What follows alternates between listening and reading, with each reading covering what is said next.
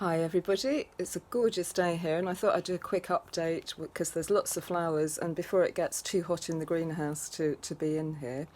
So I'm very pleased to have some pimentos on my pimento padron plants that Mel gave me, and also some chilies, little chilies coming along here. And I've got some physalis plants that Jenny passed on to me. I've not grown those before, the Cape gooseberry. And most of them seem to be doing quite well in these sort of experimental string wicking pots. The smaller ones particularly, less so the big ones. They still need a bit of watering from the top, but I'm quite pleased with that. The tomatoes are now going absolutely great guns. I seem to have 4 different kinds from different people, and the regime of weekly watering with the nettle tea, I have to say, has given me better tomatoes than I've had in a long time.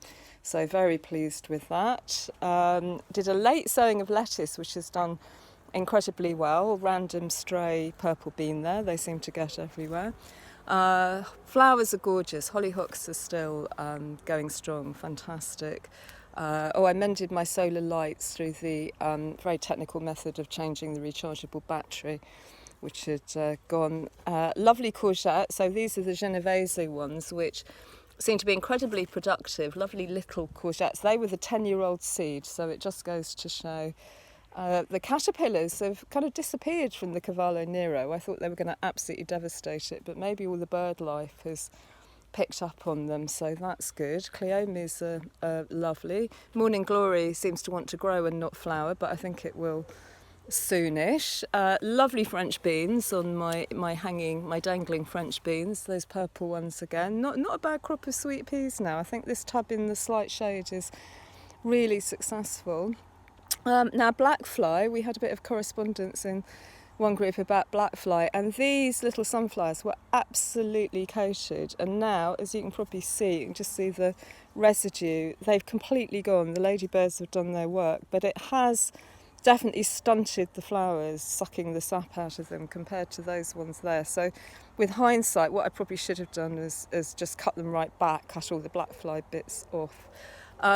Poor Cardoon is trying to flower despite being not much left. You can imagine what it'd be like if the whole lot had flowered, so next time I'll tie them up properly.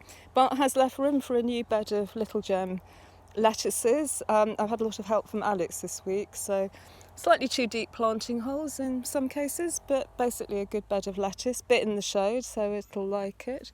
Dahlias are getting absolutely glorious, lovely, backlit by the sun. This is a fantastic one. I haven't managed to find the label buried amongst everything else, but gorgeous colour, and the dark ones. So I'm about to do a picking, so I thought I'd film before I pick everything from the house. Those runner beans, they're so much better than I've had for ages. Must have been the early warmth. What else? The purple climbing beans are doing incredibly well. I've already got sort of 10 or so lots of those into the freezer, so they're well worth it. Another lovely pink dahlia there, and the first lot of leeks in. So Alex helped me do this. The leeks go in after the new potatoes. I've still got 1 row of new potatoes at the back there, the foliage cut down, because they'll be all right in the ground, I hope, having cut the foliage off. So that's the first lot of leeks, and the rule with leeks apparently is they really should go into their winter beds before the end of July, so we've just about made that. They're a bit little actually, but I'm hoping they'll really come on. This bed a bit scrappy. I need to try and, I think, have a better combination. That's my courgette that I thought was a butternut squash, but that's producing quite nicely. Teasels are flowering. They're very beautiful when they flower.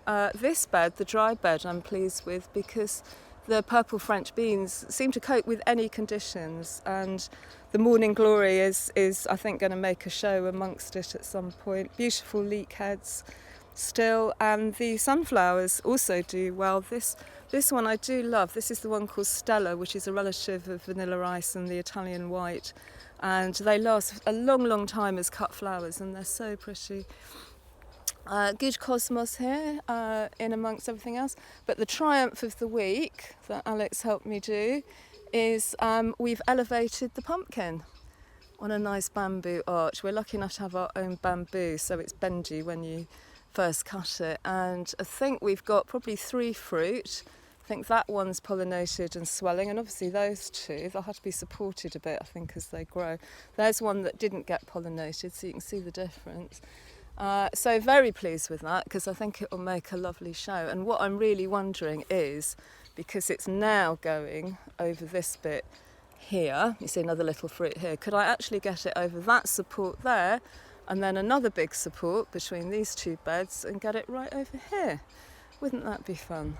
Anyway, see you soon. Lots of love.